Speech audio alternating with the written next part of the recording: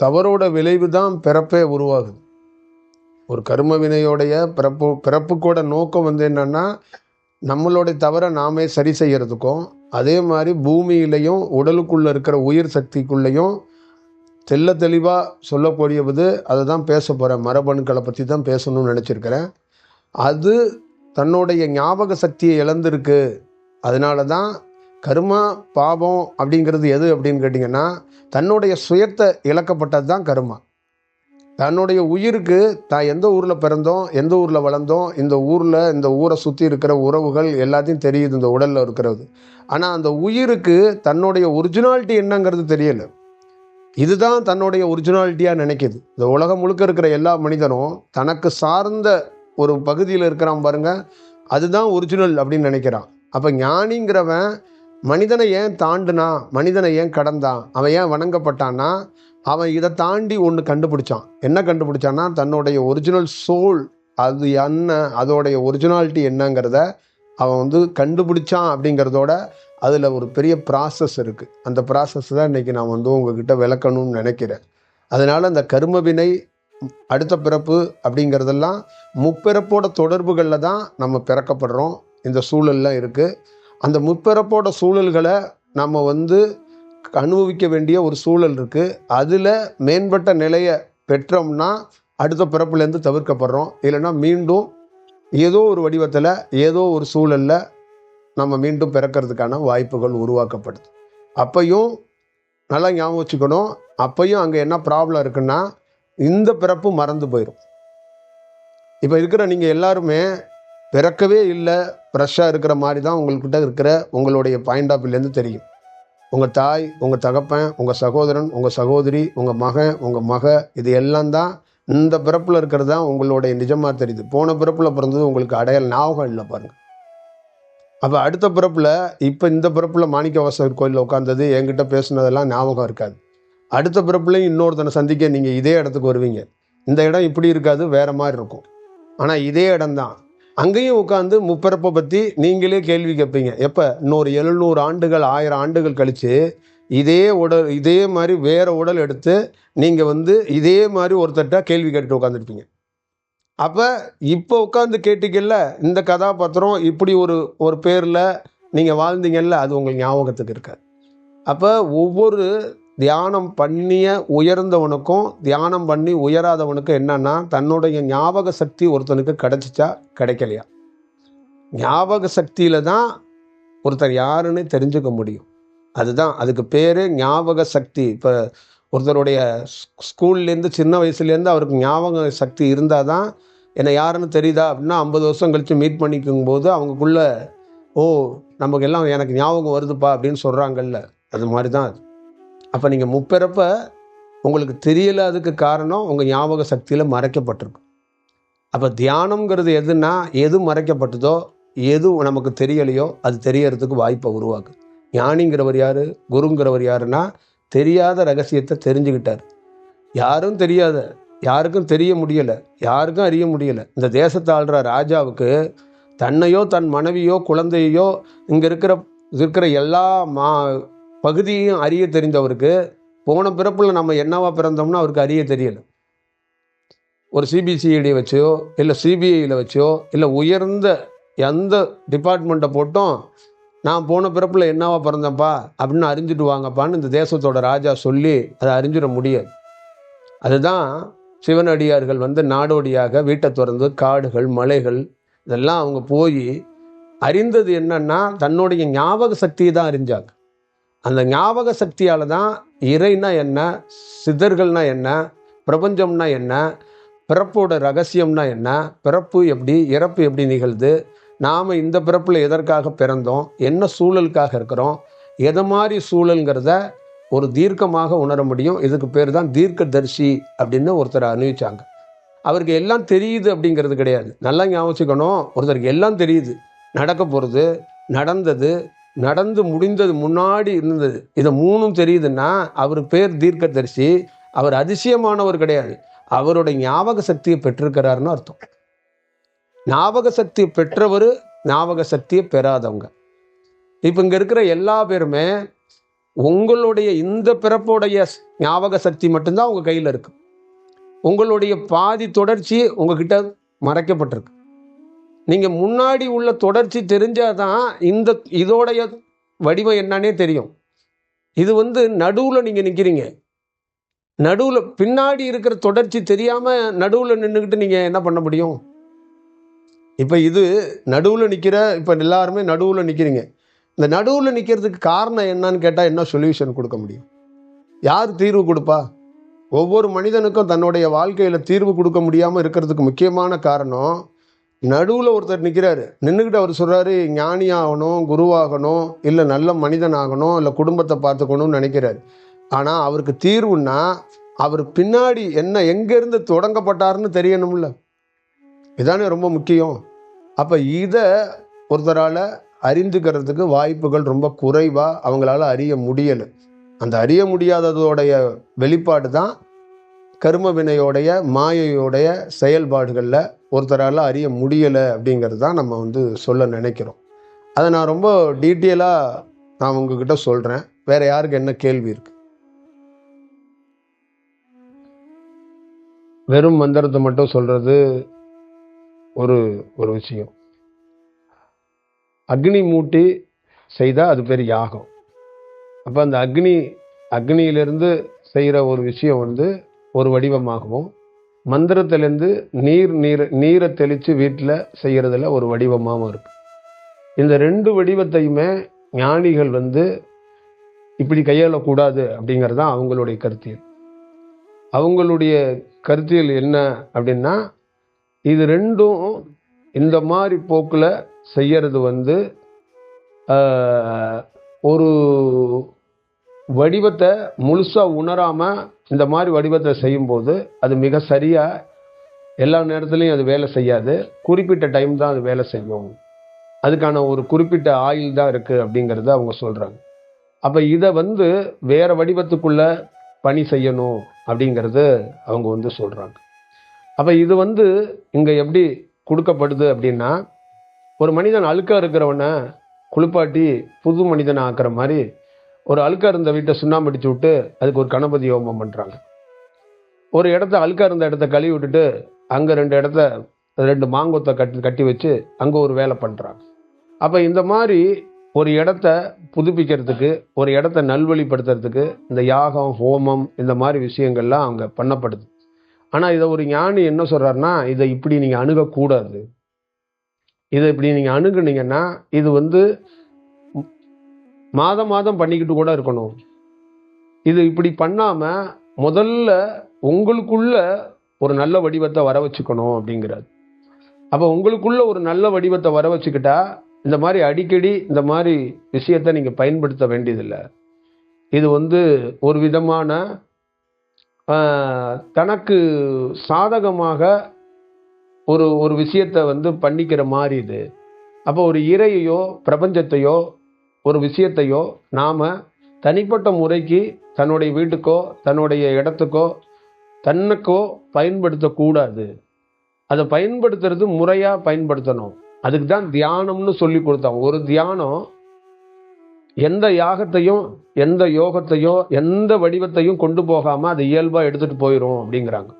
அப்போ தியானம் பண்ணுற எந்த வீட்லேயும் அவ்வளோ சாமானியமாக அந்த யாகம் மூட்ட மாட்டாங்க.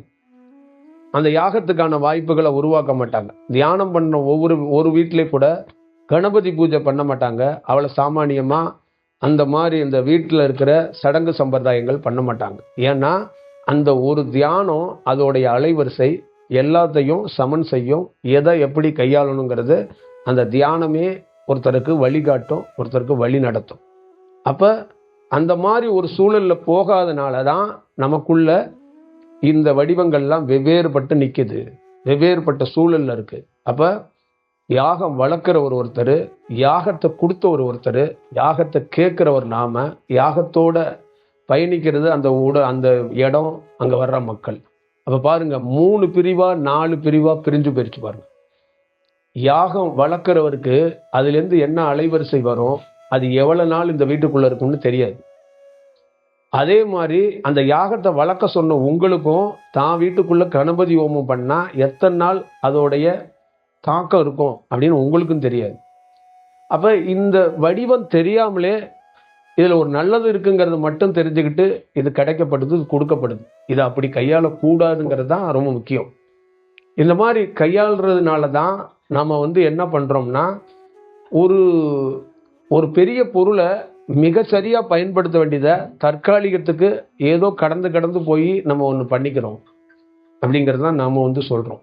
அதனால தான் உண்மையான தியானம் கிடச்சிச்சுன்னா இந்த மாதிரி விஷயத்தெல்லாம் நம்ம இந்த மாதிரி போக்கில் கையாள மாட்டோம், மிக சரியாக கையாளுவோம் அப்படிங்கிறது நான் உங்ககிட்ட சொல்லணும்னு நினைக்கிறேன். அப்போ இது ஒரு ஒரு ஒரு யாகம், இந்த மாதிரி செயலெல்லாம், கணபதி ஹோமம்லாம் ஒரு நல்ல தியானம் பண்ணான்னா அதோட வீரியமான அலைவரிசை அவனுக்குள்ளே வரும்.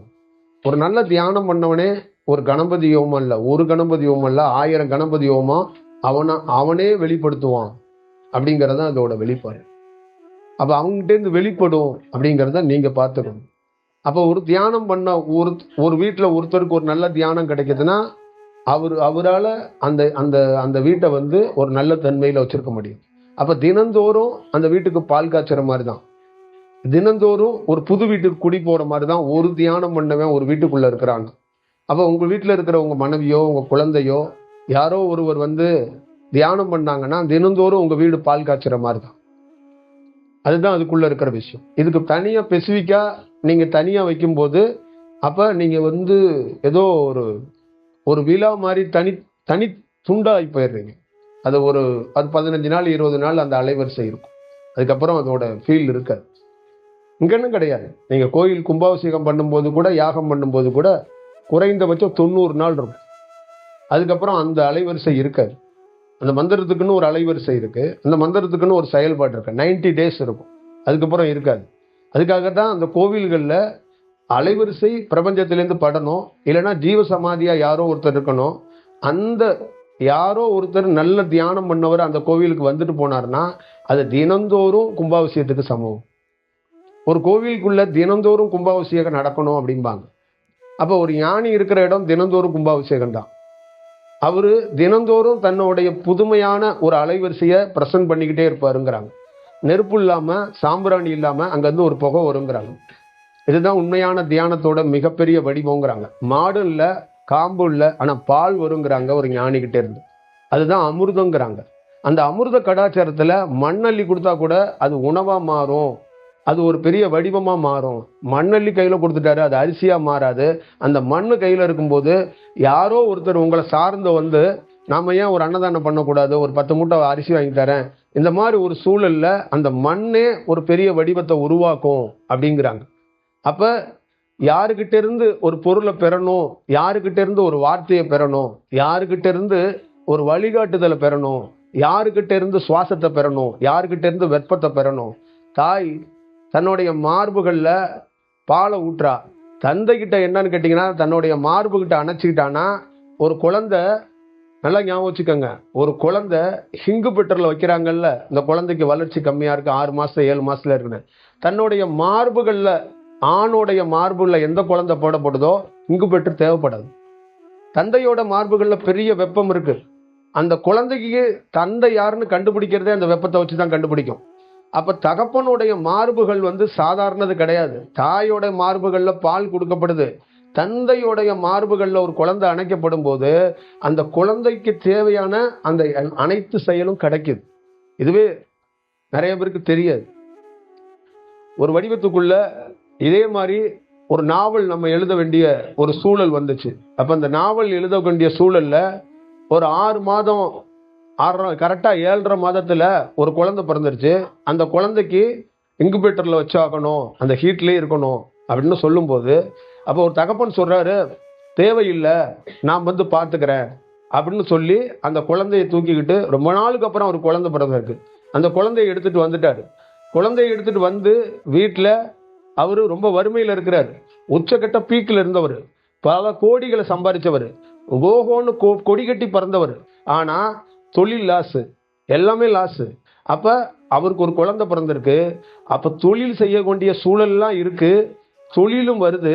ஆனால் ரொம்ப வறுமையில் இருக்கும்போது அந்த இங்கு பெற்ற விரும்பாம அந்த குழந்தைய நான் வளர்க்குறேன்னு அந்த குழந்தைய அவர் தூக்கிட்டு வந்தார். அவர் தூக்கிட்டு வந்து அவர் வீட்டில் காலையில் இரவுகளில் மனைவி பால் கொடுத்துட்டு அவர்கிட்ட கொடுத்துருவாங்க. அந்த மார்புலேயே போட்டு படுத்தே இருப்பார். அப்படியே படுத்திருப்பார். 5 மணி நேரம், 4 மணி நேரம், 6 மணி நேரம், 7 மணி நேரம் அப்படியே படுத்திருப்பார். மார்பு மேலே குழந்தை தூங்கும். அழுகும்போது டாய்லெட் எடுத்து கொடுப்பாரு. பசிக்கு பால் கொடுப்பாங்க. இப்படி 1.25 ஒரு 1.5 2 மாதம் 3 மாதம் இப்படி வளர்த்துருக்குறாங்க. இப்படி தினந்தோறும் இதான் வேலை. இரவுல பால் கொடுத்துட்டு அந்த அம்மா கொடுத்துருவாங்க. இரவு முழுக்க போட்டுக்கிறது மேலே. பசிக்கு அழுகும் போது மட்டும் பால் கொடுக்கறது. இதுதான் ஒரு நாவலை நான் ஒரு கதை எழுதியிருந்தேன். ஒருத்தருடைய லைஃப்லேயே இதே மாதிரி நடந்திருக்கு. இன்சிடெண்டாக நானும் அவரும் சந்திச்சுக்கிறோம். அவரும் நானும் சந்திச்சுக்கிறோம். அவரை இந்த கதாபாத்திரத்தை நீங்கள் ஒரு வேலை செய்யணும் அப்படின்னு நாங்கள் 2 பேரும் பேசிக்கிறோம். அப்போ அவர் என்கிட்ட சொன்னது, இதே கதாபாத்திரம் தான்ப்பா என் குழந்தைய நான் வளர்த்தேன்னாரு. இந்த கதாபாத்திரம், நீங்கள் எழுதப்பட்டிருக்கிற இந்த கதாபாத்திரம் என்னுடைய லைஃப்லையும் இதே தான் நடந்துச்சு அப்படின்னு அவர் சொன்னார். அப்போ ஒரு சூழலை மட்டும் நல்லா ஞாபகம் வச்சுக்கோங்க. நிறைய ஆண்களுக்கு ஏன் மார்பகம் இருக்குன்னே தெரியலை.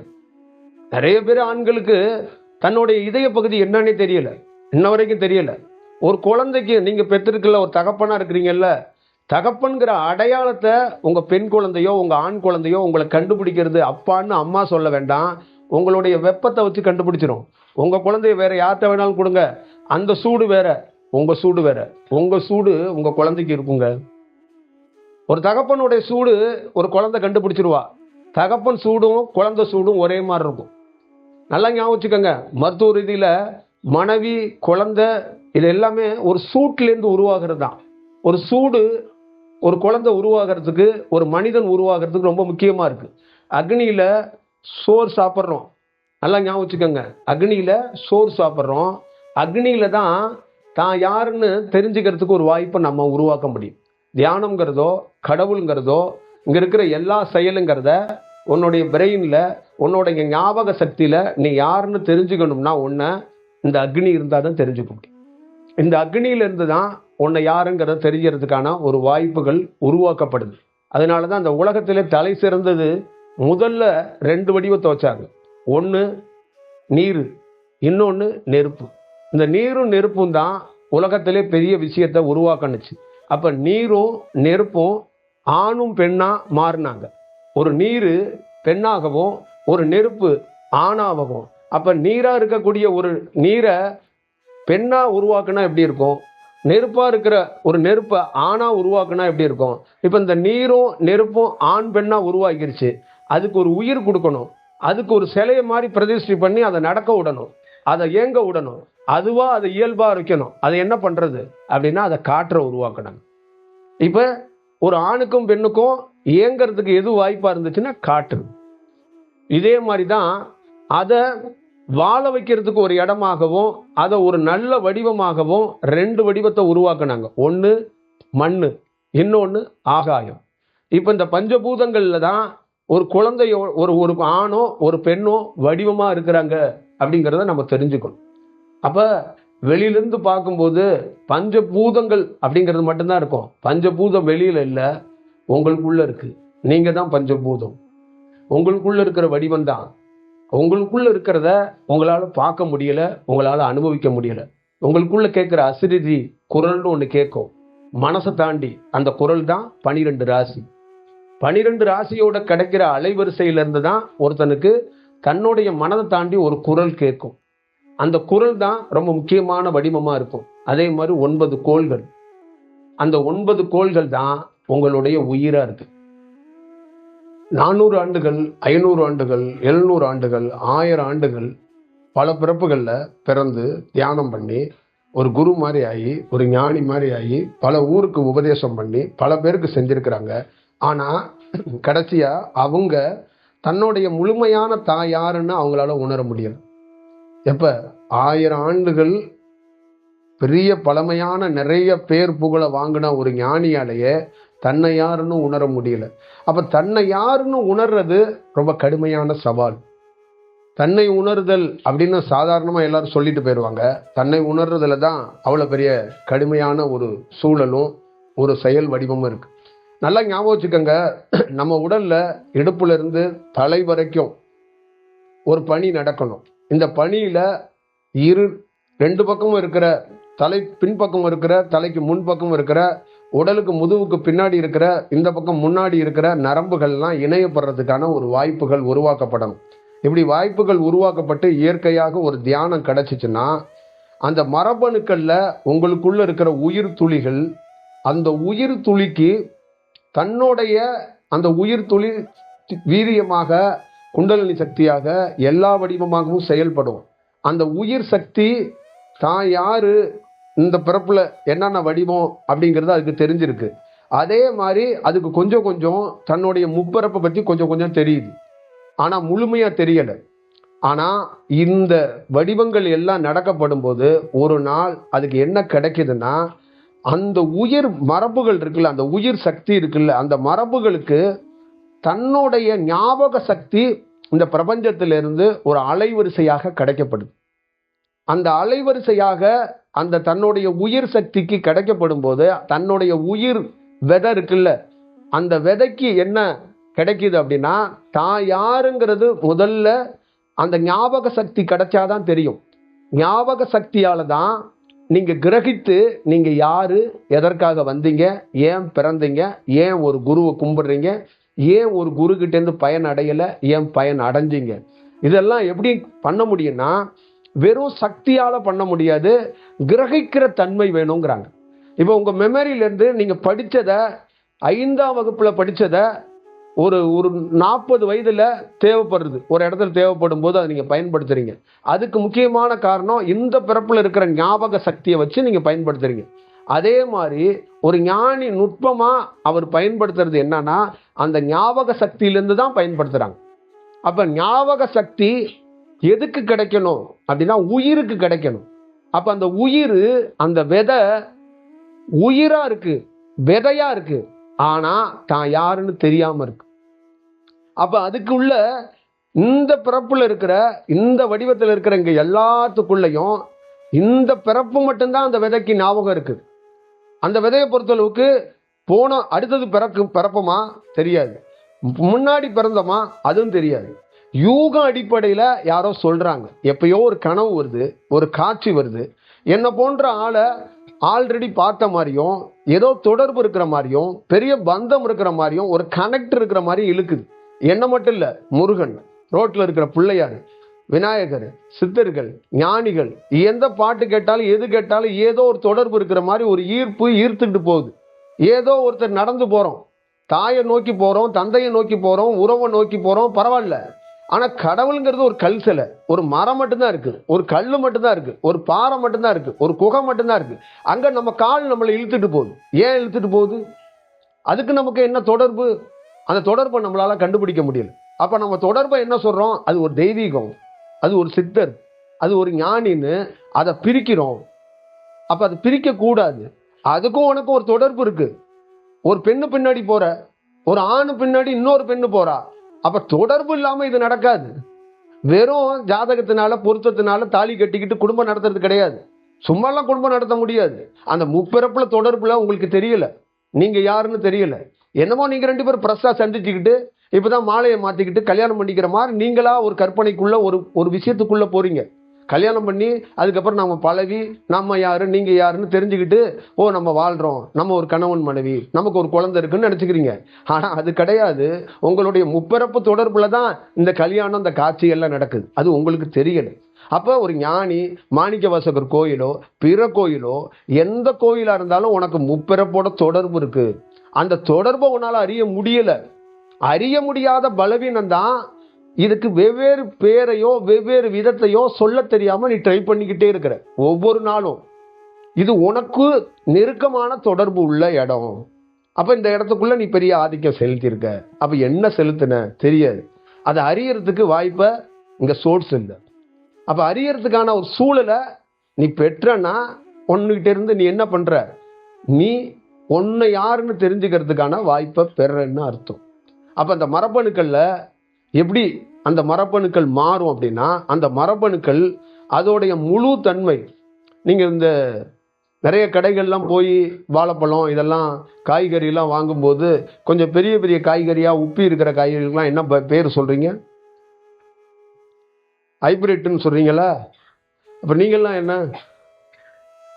நீங்கள் தான் பெரிய ஹைப்ரிட். புரியுதுங்களா? அப்போ தன்னை யாருன்னு தெரியாத மரப்பணுக்கள் தான் நீங்கள். அப்போ தன்னை யாருன்னு தெரிஞ்சா அந்த ஒரிஜினல் தெரியாதனால தான் ஒரு விஷயத்துக்குள்ளே இருக்குது. அது ஒரு விதை ஹைபிரிட்டாக இருக்கிறதும் அது ஒரு விஷயம்தான். அதுக்குள்ள ஒரு மரபணுக்கள் தான் இந்த வேலை நடக்குது. ஆனால் அதோடைய ஒரிஜினல் இல்லை. அதோட ஒரிஜினலை அதால் தெரிஞ்சுக்க முடியல. அதோட ஒரிஜினல் தன்மையை புரிய முடியல. இன்னொன்று சொல்கிறேன், ஒரிஜினலை தெரிஞ்சுக்கிட்டா மண்ணில் ஒரு விதையை போடுறீங்க, அந்த மண் அதுக்கு தேவையானது தானே. ஆனால் ஒரிஜினலாக ஆயிடுச்சுன்னா மண்ணே இல்லாமல் அந்த மரம் நிற்குங்கிறாங்க. அந்த உலகத்தில் ஒரிஜினலை தெரிஞ்சுக்கிட்ட நிறையா சித்தர் படுக்கிறதுக்கு இடமே இல்லாமல் ஆகாயத்து மேலே அப்படியே பாய விரிச்சிட்டு மேலேயும் இல்லாமல் கீழே இல்லாமல் நடு சென்டரில் தூங்கிக்கிட்டு இருக்கானா. எப்படி தூங்குறான்? அப்போ அவனுக்கு பூமியும் தேவைப்படலை, ஆகாயமும் தேவைப்படல. என்னன்னா அவன் மரபணுக்களை தெரிஞ்சுக்கிட்டவன். அப்போ நீ மரபணுக்களில் ஒரு விதை தெரிஞ்சுக்கிச்சுன்னா மண்ணு கூட இல்லாமல் ஒரு விதை அப்படியே அந்த அந்த அந்த இடத்துக்குள்ள அப்படியே ஏர்லேயே அப்படி நின்று வளரும், சாயாதுங்கிறாங்க. அப்போ பறக்கிற தன்மையோ இல்லை மிதக்கிற தன்மையோ இல்லை வேற ஒரு வடிவத்தையோ உருவாக்கணும்னா அந்த மரபணுக்கள் தன்னை யாருன்னு தெரிஞ்சிருக்கணும். அந்த உயிர் சக்திக்கு தன்னை யாருன்னு தெரிஞ்சா மட்டும்தான் இது இருக்க முடியும். அப்போ ஒவ்வொரு உயிர் சக்திக்கும் 7 விதமான ஒரு விதையில உளுந்தோ பயிரோ இந்த நவதானிய விதைகளை சொல்றோம்ல, அந்த மாதிரி உங்களுக்குள்ள இருக்கிற விதையில 7 கலர் இருக்கு. இதனாலதான் 7 திரைய சொன்னாங்க. 7 கலர் இருக்கு. இந்த 7 கலர்ல ஒவ்வொருத்தருக்கும் தியானத்திலேயோ ஏதோ ஒரு ஞானி மூலியமா ஒவ்வொரு அந்த விதை சுத்தம் பண்ணி ஒவ்வொரு கலரும் தெரியறதுக்கான வாய்ப்புகளை உருவாக்கணும். அப்படி உருவாக போது அந்த விதை முழு தன்மையில அந்த 7 கலரும் தெரிகின்ற போது அது ஞாபக சக்தியை பெற்றுது. அது அந்த முழுமையான வடிவத்தை அது பெற்றுது.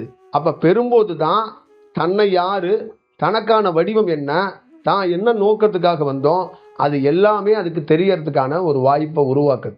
இப்ப வான் கலந்தார் மாணிக்க வாசகர் அப்படின்னு சொல்றதுக்கு முக்கியமான காரணம் அந்த மரபணுக்கள் தன்னை யாருன்னு தெரிஞ்சுக்கிச்சு. அதனாலதான் அது வான் கலந்தறதுக்கான முக்கியமான காரணம்.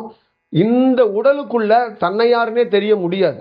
ஒவ்வொரு மனிதனுக்குள்ளையும் தான் வேறவும் கடவுள் வேறையாகவும் நினைக்கிறான். தனக்கு தான் வேறையும் கடவுள் வேறையாகவும் நினைக்கிறவனுக்கு காலை மாலை எதற்கு பூஜை? தான் வேற கடவுள் வேற. அப்புறம் வீட்டில் எதுக்கு ஒரு பூஜை ரூம்? அப்ப நீ நல்லா ஞாபகிச்சுக்க, அம்மா அப்பா குழந்தையோட அதிகமா இந்த உலகத்தில் தேடுறது கடவுளை தான் தேடுறோம். அப்ப அம்மா அப்பாவோட கடவுளுக்கும் உனக்கு பெரிய தொடர்பு இருக்கு. நீ கடவுளோட ஏதோ ஒரு கனெக்ட் ஆனவன், கடவுளோட நேரடி தொடர்புக்குள்ள உனக்கு இருக்குங்கிறதுக்கு இதுதான் சாட்சி. கடவுளை கும்பிடுற ஒவ்வொருத்தனுக்குள்ளையும் கடவுளை கும்பிடுறவன் கிடையாது, அவனுக்கும் கடவுளுக்கும் ஒரு தொடர்பு இருக்கு. அண்ணனுக்கும் தம்பிக்கும் எப்படி தொடர்பு இருக்கோ, மாமானுக்கும் அக்கா மகனுக்கும் எப்படி தொடர்பு இருக்கோ, உறவா எப்படி எல்லாருக்குள்ளேயும் ஒவ்வொரு தொடர்பு இருக்கோ, அந்த மாதிரி இறைங்கிறதோ கடவுளுங்கிறதோ நீ தொடர்பு இல்லாம தேட மாட்ட. அந்த தொடர்பு இருக்கு. தெரிஞ்சவன் ஞானிங்கிறான், குருங்கிறான், சித்தருங்கிறான். தெரியாதவன் அதையே குழப்பி மீண்டும் ட்ரை பண்றான் பார்க்குறான். அவன் இந்த வடிவத்துக்குள்ள அப்ரோச் பண்ணாம அதை சக்தியாகவோ அதை வேற வடிவமாகவோ அவன் நினைக்க ட்ரை பண்றான். ஆனா உண்மையானது ஞானங்கிறது, உண்மையான தன்னை உணர்றதுங்கிறது அந்த மரபணுக்கள் முழு சக்தியையும் அது பெறணும். அதனாலதான் காடுகள் மலைகள்லாம் அவங்க எதுக்கு காத்திருந்தாங்கன்னா, பல நாள் பணி செய்யாம அந்த மரபணுக்கள் மாறி தன்னுடைய உயிர் சக்தியை அது முழுசா அது உள்வாங்கணும், அது தன்னுடைய ஞாபக சக்தியை அது பெறணும்பாங்க. அப்ப அந்த மெமரியில என்னன்னா, தான் யாருங்கிற ஞாபக சக்தியை ஒரு உயிர் சக்தி பெற்றுச்சா, அப்ப பெற்றுச்சுன்னா அது யாருன்னு அது தெரிஞ்சுக்குது. அது எந்த மரபுகள்ல இருந்து வந்தது, என்ன மாதிரி வடிவம் அப்படின்னு தெரிஞ்சுக்கிட்டு தானே அது எங்க வந்துச்சோ அங்க போறதுக்காக, எந்த வீடுன்னு சொல்றாங்களோ வீடு பேர் அடையிறதுக்கு அந்த வீட்டுக்கு போறதுக்கு அது தயாராகுது. தெரியாத பட்சத்துல தான் அது தத்தளிக்குது. அது எங்க போறதுன்னு தெரியாம அது பல்வேறுபட்ட சூழல்கள்ல கதறுது. இதான் இதுக்குள்ள இருக்கிற வடிவங்கள். அப்ப தியானத்துக்குள்ள நீங்க எந்த தியானம் பண்ணாலும் உங்களுக்கு சுப்ரீமா கற்றுக் கொடுக்கறது ஒன்னே ஒண்ணுதான். உங்களுடைய ஞாபக சக்தியால மட்டும்தான் நீங்க மிகப்பெரிய வடிவத்துக்குள்ள உங்களை யாருன்னு உணர்றதுக்கான வாய்ப்பு இருக்கும். இங்க எல்லாருமே மக்களுக்கு பணி செய்ய வேண்டாம், உங்களை யாருன்னு தெரிஞ்சுக்கணும். அதுக்காக தான் தன்னை உணர்றதுன்னு வச்சாங்க. இன்னொரு குரு இன்னொருத்தருக்கு வாய்ப்பு அளிக்கிறது, இன்னொருத்தருக்கு ஆசீர்வாதம் பண்றதுங்கெல்லாம் தாண்டி முதல்ல அவரை யாருன்னு அவர் தெரிஞ்சுக்கிட்டாதான் அது நல்லா இருக்கும். இங்க இருக்கிற ஒவ்வொரு தனி மனிதரும் சித்தர் ஆகிறதோ சாமியார் ஆகிறதோ குருவாகிறதோ தாண்டி தான் மரபணுக்களை பலப்படுத்தி தன்னுடைய ஞாபக சக்தியை பலப்படுத்தினா பிறப்புல இருந்து விடுபடுவாங்கன்னு அர்த்தம். அப்படி விடுபட முடியாதவங்க அந்த விடுபடுற வாய்ப்பை பெற்ற குருவை பார்க்கும்போது அவர் என்ன பண்றாருன்னா இந்த உயிர் சக்தியை பலப்படுத்தி அவங்களுக்கு இந்த பிறப்புல இருந்து விடுதலையை அவர் வாங்கி தர்றார். மீண்டும் இதுக்குள்ளே நீ சிக்கி கொள்ளாத, இதை அகப்பட்டு போயிடாத. இது ரொம்ப உலகத்திலே ரொம்ப ரொம்ப தெளிந்த மனிதன், ஆனா ஒரு கோமாவில் இருக்கிறான். தெளிந்த அறிவாளி மனித கூட்டம். அதனாலதான் ஞானத்தையோ ஒரு குருவையோ ஜட்ஜ் பண்ண முடியல, ஒரு புரிதலை ஏற்படுத்த முடியல. ஒரு டிஸ்கஷன் என்ன டிஸ்கஷன் பண்ணாலும் இந்த மரபணுக்கள்ல இது என்ன மரபணுக்கள், இது எப்படி மாறி இருக்கும், இது எப்படி வந்திருக்கும், இப்படித்தான் தோணும். ஏன்னா உனக்கு அங்க என்ன இருக்கு பேசிக்கானா நீ யாருன்னே உனக்கு தெரியாது. உனக்கு தெரிஞ்சிருக்கிறது இந்த தற்காலிகத்துக்கு இந்த வாழ்க்கையில உள்ள கதாபாத்திரங்கள் மட்டுமே தெரியும், வேற எதுவும் அடிஷனலா தெரியாது. ஆனா நீ தேடுற எல்லா பொருளோடையும் உனக்கு தொடர்பு இருக்கு, அந்த பொருள் யாருன்னு தெரியாது. இப்ப என்ன ஒரு குருவோ இல்லை ஏதோ ஒரு நல்ல தியானத்துக்குரியவரோ பார்க்கலாம். ஆனா ஞானம் நீயும் ரொம்ப நெருக்கமா தொடர்புல ரொம்ப முக்கியமான 2 பேரும் ஒரு ஆள் அப்படின்னா உன்னால கண்டுபிடிக்க முடியலையே. அதுக்கு கண்டுபிடிக்க முடியாத காரணம் ஓ மரபணுக்கள் என்ன உணர முடியலையே. அப்ப உணரணும்னா ஓ மரபணுக்களுக்கு அந்த வாய்ப்பு இருந்தா தானே உணரும். அதுக்கு அந்த கிரகிக்கும் சக்தி இருந்தா தானே என்ன யாருன்னே தெரியும். அதுக்கு அது என்ன பார்க்கும்போது நல்லவர் கெட்டவர் கொஞ்சம் நல்லா இருக்குங்க ஃபீலா இருக்குங்க, அவர் ஏதோ ஆசீர்வாதம் பண்றாரு, இதை மட்டும் தானே உன்னுடைய உயிர் துளி உணருது. அந்த ஒரிஜினலா அவங்க யாருன்னு உன்னால உணர முடியலையே. என்ன விட்டு நீ ரொம்ப பூஜிக்கிற ரொம்ப வணங்குற சிவன்னா நீ உருகுற அழுகிற, ஆனா அதை யாருன்னு உன்னால உணர முடியலையே. அதை வணங்குற அதை நேசிக்கிற, ஆனா அதை ஏன் உணர முடியலன்னா உன் உயிர் சக்தி மறைக்கப்பட்டிருக்கு, அதை உணர்றதுக்கான வாய்ப்பு இல்லை. அப்ப மாணிக்க வாசகர் மாதிரி ஒருத்தர் உணர்ந்தாரு அப்படின்னா அது உணர்ந்ததுனாலதான் இவ்வளவு பெரிய வேலை, இவ்வளவு பெரிய வடிவம். அப்ப இங்க ஒருத்தர் ஞானி அப்படிங்கிறது என்னன்னா ஞாபக சக்தி வந்துச்சா வரலையா, அதுதான் ரொம்ப முக்கியம். இந்த பிறப்போட ஞாபக சக்தியை மட்டும் வச்சுக்கிட்டு நம்ம ஒண்ணுமே பண்ண முடியாது. அப்ப அடிஷ்னல் தான் சின்ன சின்ன சக்திகளை சின்ன சின்ன பரவசத்தை வச்சுக்கிட்டு நம்ம கடந்துதான் போக முடியும். அப்ப நம்ம கடவுள் நம்ம வீட்டில் இருக்கிறவங்களுக்கு ஒவ்வொரு பேர் வைக்கிறோம்ல, உறவினர்களுக்கு ஒவ்வொரு பேர் வச்சு கூப்பிட்டுக்கிட்டு இருக்கோம்ல, அந்த மாதிரி கடவுளுக்கு ஒவ்வொரு பேர் வச்சு நம்ம கூப்பிட்டுக்கிட்டு தான் இருக்கணும். ஆனா என்னெல்லாம் தெரியாதுங்க, இறைவன்னா எனக்கு ரொம்ப பிடிக்கும், என்னெல்லாம் தெரியாதுங்க, எனக்கு குருன்னா பிடிக்கும், என்னெல்லாம் தெரியாதுங்க, சித்தர்னா பிடிக்கும். உங்களுக்கு பிடிக்கும் பிடிக்காதெல்லாம் தெரியாது. எனக்கு என் உள் உணர்வு அங்க போனா நிம்மதியா இருக்கும், அங்க போக சொல்லுது, அவங்கள பார்க்க சொல்லுது, அவ்வளவுதான். எனக்கு எது பொருள் கிடைக்குது கிடைக்கல நான் அதை பற்றியெல்லாம் கவலைப்படலை. நீங்கள் என்ன வேணாலும் விமர்சனம் பண்ணிக்க, மூட நம்பிக்கைன்னு சொல்லு, முட்டாள்னு சொல்லு, என்ன வேணாலும் சொல்லு, ஆனால் சிவன் கோயிலில் உட்காந்துருக்கிறது தான் எனக்கு பிடிக்குது அப்படின்னு ஒரு ஆணோ ஒரு பெண்ணோ சொல்கிறாங்க. அதுக்கு காரணம் அந்த உயிர் சக்தி அங்கே போக வச்சிருக்கு. ஆனால் அந்த உயிர் சக்தி அதை முழுசா யாருன்னு உணர முடியல. அது உணர்ந்துச்சுன்னா அது வராது, அது செப்பரேட் ஆயிடும். ஏன்னா உணர்ந்தவன் பட்டினத்தாருக்கு ஞாபக சக்தி வரலன்னா அவர் என்ன ஒரு வியாபாரியாவே இருந்திருப்பார். அப்ப ஞாபக சக்தி வந்தவன் என்ன பண்ணான், எல்லாத்தையும் தூக்கி எறிஞ்சிட்டு வெளியில வந்தானா. அப்ப ஞாபக சக்தி வர்றதுக்கு முன்னாடி என்ன சொன்னான், சோறு தின்னா, வியாபாரிகள்கிட்ட பேசினா, கப்பல்ல வணிகம் பண்ணணும்னு சொன்னா, திட்டம் தீட்டினா, பணத்தை எல்லாம் ஒரு பெட்டியில சேகரித்து வச்சான், பல கோயில்களுக்கோ பல நகரங்களுக்கோ சம்பாதிச்ச காசுலேருந்து கொஞ்சம் ஹெல்ப் பண்ணா, எல்லா விஷயமும் பட்டினத்தார் பண்ணாரு. ஆனா அவருக்கு ஞாபக சக்தின்னு ஒன்று வந்தோடனே எல்லாத்தையும் தூக்கி போட்டு ரோட்டுக்கு வந்துட்டார்.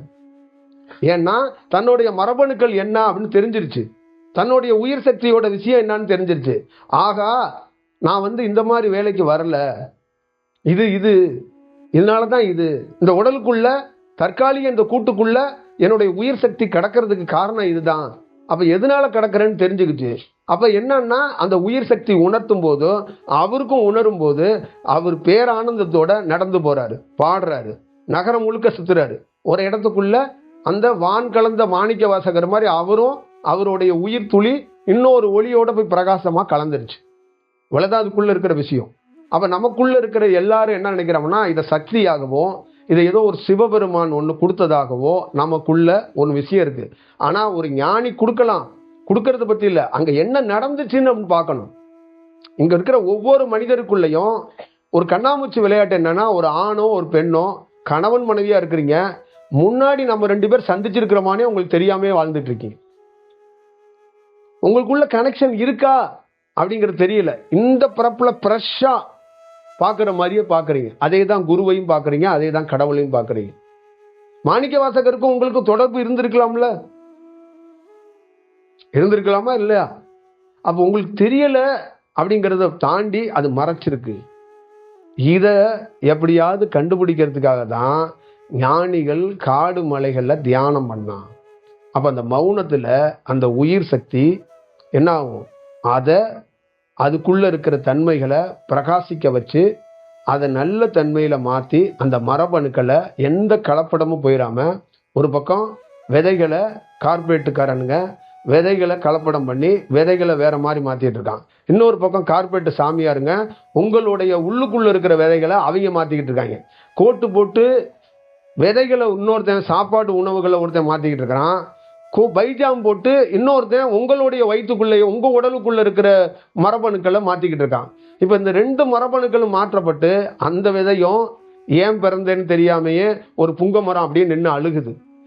ஒரு எள்ளு செடியோ ஒரு கடலை செடியோ கண்ணீர் வடிச்சுக்கிட்டு கிடக்கு.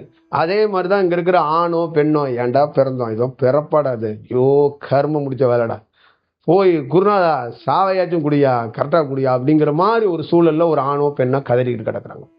இப்ப இதுக்கு காரணம் அந்த மரபணுக்களை பற்றி முழுமையா தெரியாம ஏதோ தெரிஞ்ச மாதிரியும், தன்னையே யாருன்னு தெரியாத கோட்டு போட்டவனுக்கும் தன்னையே யாருன்னு தெரியாத இந்த கார்பரேட் சாமியார்களும் தான் மரபணுக்களே என்னன்னு தெரியல. அப்ப இந்த மரபணுக்களை டெவலப் பண்றதுக்கு, இந்த மரபணுக்களை வேற ஒரு வேலை பண்றதுக்கான வாய்ப்புகளை உருவாக்கிக்கிட்டே கிடக்குறாங்க. இதுலதான் மிஸ் ஆகி போறாங்க. அதனாலதான் ஒரு மௌனமா ஒவ்வொரு தனி மனிதனுக்குள்ளேயும் ஒரு தியானம் எதுக்கு கிடைக்கப்பட்டதுன்னா, தியானத்தை வச்சுக்கிட்டு மேஜிக் பண்ணக்கூடாது, வாக்கு சொல்லக்கூடாது, பூஜை பண்ணக்கூடாது, பெரிய பில்டப் பண்ணக்கூடாது. தான் யாருன்னு தெரிஞ்சுக்கிறதுக்கான ஒரு வாய்ப்பு தான் இந்த கலை. தன்னுடைய பிறப்புடைய ரகசியம், பிறப்பு இறப்புலேருந்து ஒரு தனி மனிதன் விடுபடுறதுக்கோ பிறப்பு இறப்பை பற்றி ஒண்ணுமே இல்லை. தான் யார், முதல்ல எதற்காக ஆணா பிறக்கணும், எதற்காக இந்த வீட்டில் பிறக்கணும், செம்பகம்ங்கிற ஒரு பொண்ணை எது கல்யாணம் பண்ணிக்கணும், 2 ஒரு ஆண் குழந்தையோ ஒரு பெண் குழந்தையோ ஏன் பெற்றெடுக்கணும், என்ன நிர்பந்தம் எனக்கு இருக்குங்கிற, 50 ஆண்டுகள் ஒரு பெண்ணோட நான் வாழ்றேன், என்ன ரீசன், அந்த வாழ்க்கையை நான் வாழ்ந்து முடிச்சிடுறேன், 62 வருஷம் வாழ்ந்துட்டேன், ஆனா வாழும் போகும்போது நிம்மதியா போறேனா இல்ல, திருப்தியா இருக்கிறேனா இல்ல, நான் பெற்ற புள்ள, நான் வளர்த்த புள்ள எனக்கே எதிராக போயிருது, சமயத்துல நான் செத்து போன போது வராம கூட போயிருது. இது என்னப்பா அது, சமயத்துல நான் பெற்ற புள்ள அதுக்கு நானே கொல்லி வைக்க வேண்டியதா இருக்கும். இந்த மாதிரி ஒரு சூழல்கள் மாறி போயிரு. அப்ப இந்த குழப்பம், இந்த மாதிரி சூழல், இந்த மாதிரி நெருக்கடிய ஒரு தனி மனிதன் தெரிஞ்சுக்கணும் அப்படிங்கிறதுக்காக தான் ஒரு குரு அவர் என்ன பண்ணார்னா, இந்த பிறப்புல இருந்து விடுபடுப்பா, தன்னை யாருன்னு தெரிஞ்சுக்கிட்டு வாழுப்பான்னார். முதல்ல வாழ்க்கையை தொடங்கும் போதே தன்னை யாருன்னு தெரிஞ்சுக்கிட்டு வாழுன்னார். ராமன் ஒரு கதாபாத்திரம் இருக்கீங்கன்னா, பொம்பளைங்கிறதுக்காக சீதாங்கிற ஒரு பொண்ணை கல்யாணம் பண்ணிக்கல. அப்ப தான் யாருன்னு தெரிஞ்சதுனால, தனக்கு யார் வருவாங்கன்னு தெரிஞ்சதுனால தான் தன்னை மாதிரியே ஒருத்தவங்க வந்தாங்க, அவங்க பேர் தான் சீதா. இப்ப நீங்க யாருன்னு தெரிஞ்சா உங்களுக்கு தெரிஞ்சிடும் உங்களுக்கான மரபணுக்கள் யாரு அப்படின்னா, ஓ இவங்க அந்த பிறப்புல அங்க இருந்தாங்க, ஓ என்னடா அது, இவங்க நம்மளை சந்திச்சு இவங்களும் நானும் நம்ம வாழ போறோம் அப்படிங்கிறது தான் இதோட வடிவம். ஆனா இது தெரியாம நீங்க வேற ஒரு சூழலுக்குள்ள, வேற ஒரு வடிவத்துக்குள்ள, வேற ஒரு தத்துவமா ஐடியாலஜா இங்க போனாலும் கடைசியா ஃபைனலா உங்களை உணர்ந்தா மட்டும்தான் இந்த வாழ்க்கையோட ஒரு நிறைவு கிடைக்கும். இல்லைன்னா கிடைக்கவே கிடைக்காது. ஆசீர்வாதம் கிளி ஜோசியம் பார்க்குற மாதிரி யார் வேணாலும் கொடுக்கலாம், யார் வேணாலும் கொடுக்கலாம். உங்க ஊர்ல எல்லாம் ஒரு சின்ன சுருக்கு பையில் கொஞ்சோண்டு விபூதியை போட்டுக்கிட்டு, எத்தனையோ பெரியவங்க பாட்டியோ தாத்தாவோ இருந்து உங்களுக்கு எதாவது பயந்து போச்சுன்னா தண்ணியை தொளிச்சு கொஞ்சம் நெற்றியில் விபூதியை பூசி விட்றவங்களாம் இருந்திருப்பாங்க.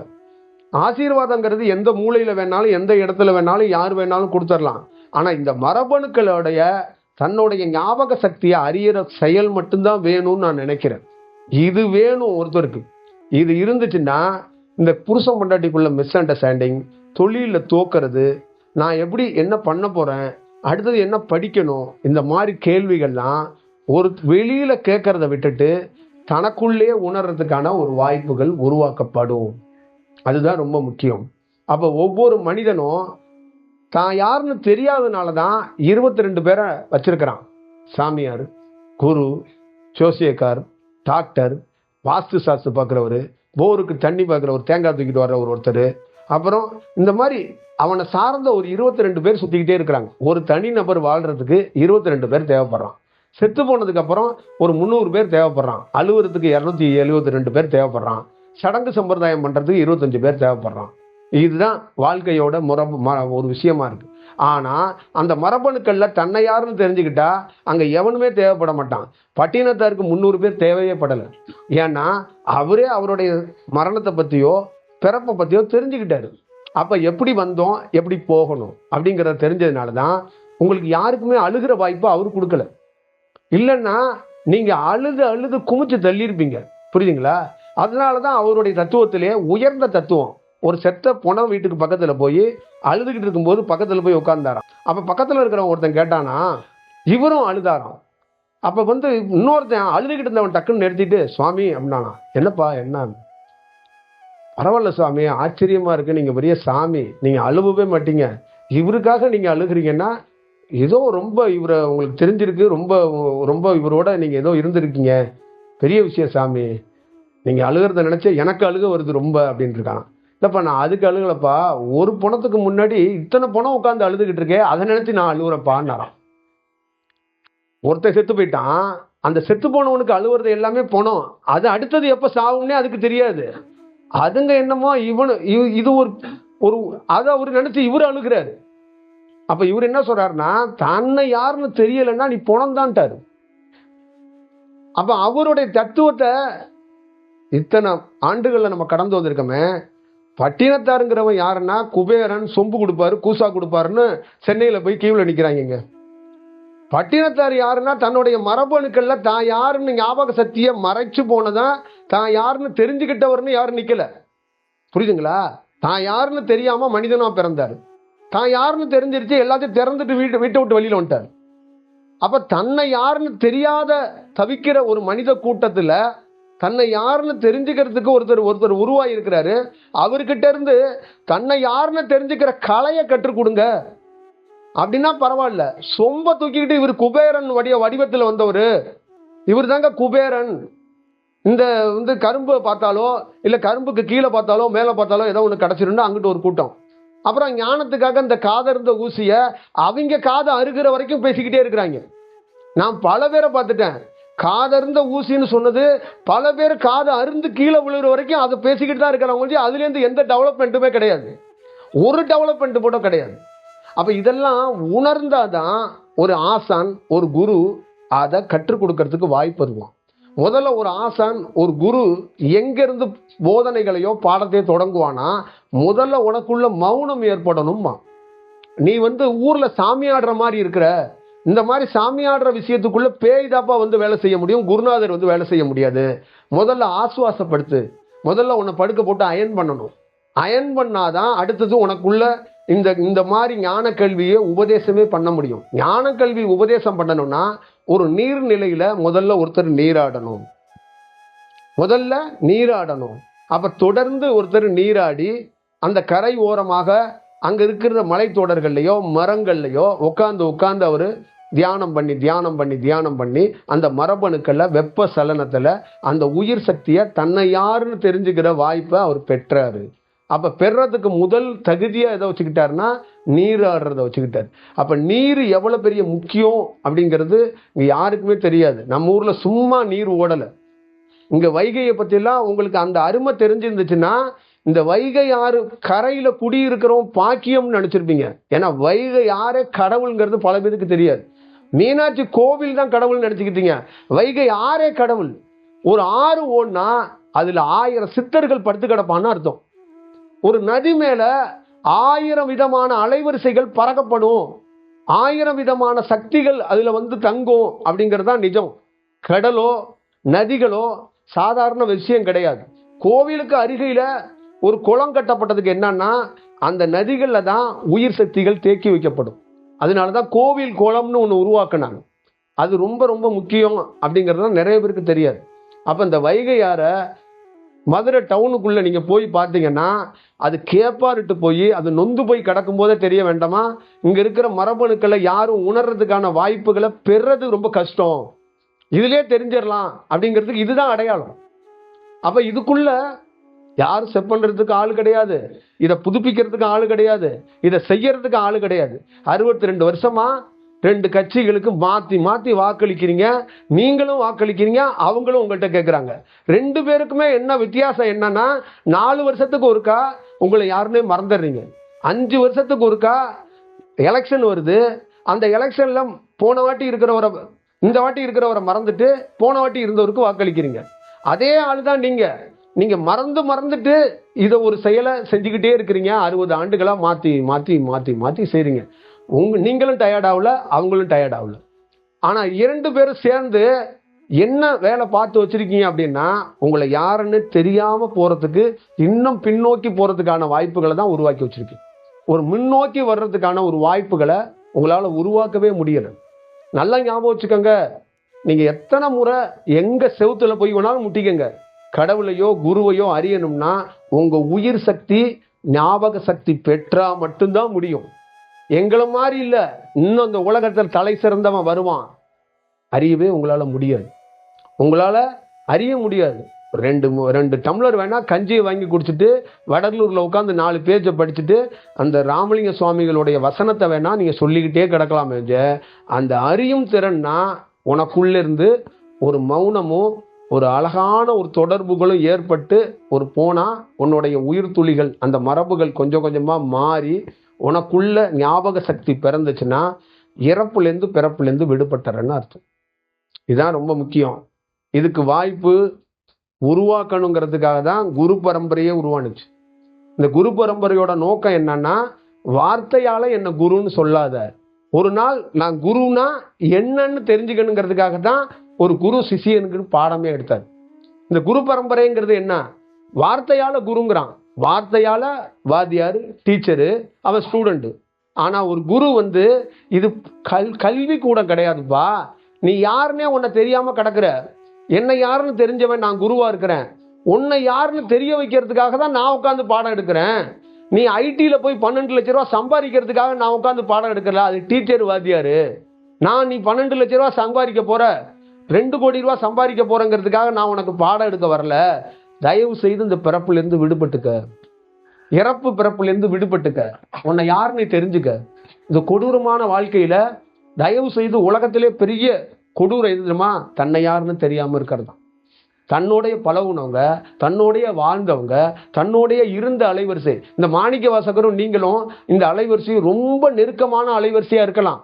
ஆனா அதை உணராம அதுக்கும் உங்களுக்கும் ஏதோ ஒரு கடவுளும் நீங்க மனிதர்கள் மாதிரி பிரிஞ்சு போறது இருக்குல்ல, இது கொடுமையா இல்லையா? சொல்லுங்க, கொடுமையா கொடுமை இல்லையா? உங்க எல்லாருக்குமே ஒரு தகப்பனா கூட மாணிக்க வாசகர் இருந்திருக்கலாம்ல. அவனை ஏதோ வாரத்துக்கு ஒரு நாள் 15 நாளைக்கு ஒருக்கா பார்க்க வர மாதிரியும் இல்லை எப்பயோ ஒரு நாள் பார்க்க வர்ற மாதிரி இருந்தா அது கொடுமை தானே.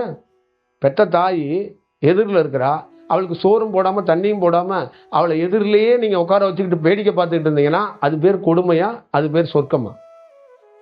நீங்களே சொல்லுங்க. உங்களை யாருன்னே தெரியாம தினந்தோறும் நீங்க ஆடிக்காரில் போனான்னா இல்லை எதுல தனி விமானத்தில் போனான்னா என்ன பிரயோஜனம்? தன்னை யாருன்னு தெரியாதவ எதுல போய் என்னங்க பிரயோஜனம்? கடைசியில செத்து போவாங்க, விறகு கட்டையில எரிஞ்சு போவான், இல்லைன்னா மண்ணு தின்னு போவோம். வேற என்ன பண்ண முடியும்? இங்க அம்பானி மாதிரி 1500 கோடீஸ்வரம் வருவான் போவாங்க. தன்னை எவங்க உணர்ந்தான்? பட்டினத்தை மாதிரி தன்னை உணர்ந்தானா? அதை சொல்லுங்க. அவன் தான் வேணும் நமக்கு. ஏரோப்ளேன் விற்கிறவனோ கொசுவத்தி விற்கிறவனோ நமக்கு எதுக்குங்க? இவனுக்கு என்ன சாதிச்சிட போறானுங்க சொல்லுங்க, என்ன சாதிச்சிட போறானுங்க? ஒரு பட்டினத்தான் சாகலைங்க, பீச்சு ஓரமா உட்காந்து ஒரு சுடுகாட்டுல போய் படுத்துக்கலங்க. தன்னை யாருன்னு தெரிஞ்சா உங்க உயிர் துளி உங்க உடலை விட்டு அழகா அதுவே போய்கிட்டே இருக்குங்க. அவ்வளவுதாங்க இதோட வடிவம். அப்ப நீங்க நல்லா ஞாபகம் வச்சுக்கோங்க, உலகத்திலே பெரிய கொடுமை என்னன்னா நீங்க யாருன்னு தெரியாம இருக்கிறதா. இப்ப நீங்க கோமாவில் இருக்கிறதுன்னு சொல்றதா இல்ல என்ன மாதிரி இருக்குன்னு சொல்றது? தெளிந்த கோமான்னு இதுக்கு வேணா பேர் வச்சுக்கலாம். என்னன்னு சொல்லுங்க. இதுதான். ஆனா இதில் நம்ம வடிவத்துல இந்த மாதிரி இதை பார்க்க மாட்டுறாங்க, இந்த மாதிரி அணுக மாட்டுறாங்க. இது ரொம்ப துரதிருஷ்டமானது. அப்ப நம்ம பாரம்பரியத்துல, இந்துக்கள் பாரம்பரியத்துல, இந்தியாவில் என்ன சொல்லிட்டாங்கன்னா, கடவுள் பைத்தியம் பிடிச்சவங்க, ஒரே சித்தர்கள் பைத்தியம், சாமி பைத்தியம் பிடிச்சி வெள்ளிக்கிழமை செவ்வாய்க்கிழமை எல்லாம் விளக்க தூக்கிட்டு போறாங்கன்னா, டே நாங்க கடவுள் பைத்தியம் பிடிச்சவங்க கிடையாதா, நாங்களும் கடவுளும் வேற இல்லடா, நாங்களே கடவுள் தான்டா. எங்களுக்கு தெரியல, எங்க மக்களே கடவுள் தான். இங்க நீங்க உங்க நாட்டுல ஒரே ஒரு கர்த்தர் தான் இருக்காரு, எங்க நாட்டுல எல்லாருமே கடவுள் தான்.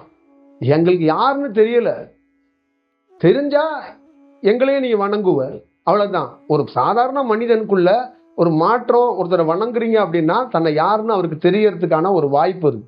நிறைய பேரால வணங்கப்பட்டு கூட பெரிய குருவா இருந்து கூட அவருடைய உயிர் துளி பிரகாசமா வேலை செஞ்சு கூட அவருடைய முப்பிறப்ப முழுசா அவரால் அறிய முடியாம கூட நிறைய பேர் போயிருக்கிறாங்க. அப்ப இதுலயே என்ன சொல்றாங்கன்னா, ரொம்ப கவனமா தன்னுடைய மரபணுக்களை அந்த ஞாபக சக்தியை அறிகிற வரைக்கும் காத்திருந்து அறியணும். ஒரு குரு எங்க தேவைப்படுவார்னா, அவருடைய ரோல் என்னன்னா, எந்த சூழல்லையும் நீ செத்து போயிடாம, நீ தப்பான பாதைக்கு போயிடாம கையை பிடிச்சி நிறுத்திடுவாராம். எப்ப எல்லாம் நீ தவறியோ அப்ப எல்லாம் பிடிச்சி நிறுத்திடுவாராம். அப்ப அவருடைய ரோல் என்னன்னா, எதுவுமே செய்ய மாட்டாராம், ஒன்ன சமன்படுத்துவாராம். அவர் ரோட்ல இருக்கிற ஒரு வேகத்தடம் மாதிரி. எப்பெல்லாம் நீ தவறியோ அப்பெல்லாம் உன் தவலை குறைச்சி விட்டுருவார். அப்ப அது வரைக்கும் அவரே ஒரு சமாதி மாதிரி இருப்பாராம். அப்ப நீ பாதம் மாறும்போது, ரூட்டு மாறும்போது உன்னை மாற விடாம அந்த நேரத்துல விழித்து உன்னை தடுத்து ஆட்கொண்டு அங்கிட்டு போகாத, இங்கேயே நின்று அப்படின்றார்.